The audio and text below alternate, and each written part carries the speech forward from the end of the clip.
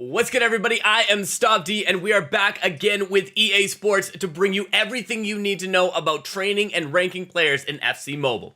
So as we go into our team, we can see that we have differing levels of training and ranks for the different player items on our squad. The first one that we're going to look at here is this Rodri player item. He has a training level of 15 right now, and he has been ranked to level 2. Whereas this Richards player item has no training and has not been ranked at all.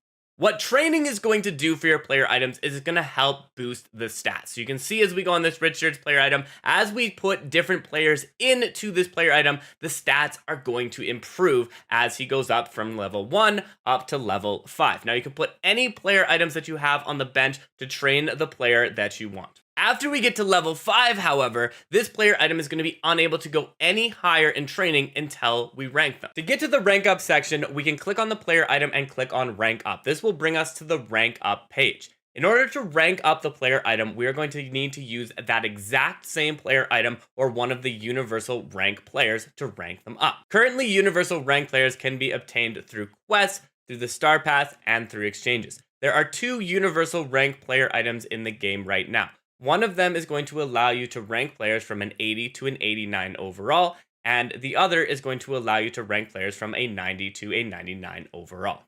For the first ranks, you are only going to need one of the player item, but as you start to rank a player up more and more and more, you are going to need more player items to get them to the next rank level. Now, when a player gets ranked up, you're going to notice that a few things happen. With this Richards card here, we can see that his overall goes up, his training cap goes up, and he gets a skill point. The skill points can be used to help increase stats as well. If we click where it says skill points there at the bottom, we can go to the skill points page. This is going to allow us to use the skill points to upgrade that player's skills. Now, you can also access this at a later time by going into the details page of the player and clicking on the skills that are there. Each player is going to have unique skills that you can upgrade. And players in different positions may even have some upgraded skills that allow them to play in other positions within the pitch. Now you can see here that the skill points are going to be really helpful as they give a big boost to the training stats of each of these players. So for example, with each of these 3 things that we have here for Richards, we can see it has a different effect on the stats over here on the left hand side. Once you're happy with the skill points and the skill you want to upgrade, you can upgrade that skill. But if you want to change your mind at a later time, you can also reset it using the FC points at the bottom over on the left. As you continue to rank your player items up, you are going to get additional skill points every time you rank a player. These additional skill points can be used in whichever way you would like, but if you use one of them to get a skill to a level of 3, you are going to unlock a subsequent skill that you're going to be able to use when you get an additional skill point after that. These additional skills can sometimes have some very, very big impacts on some of the stats of the players. Another big benefit to ranking players is the increase to the training cap. Each player is going to start with a training cap of 5. And every time you rank the player, it's going to increase that cap by an additional 5 training levels. So that means that once you get them to a max level of ranking, you are going to get a max level of training cap of a level 30. As you train the player higher and higher, you're going to notice that the stats continue to increase and help benefit that player in game. If you want to level players quickly, you can also auto select and choose which level you want to take your player to.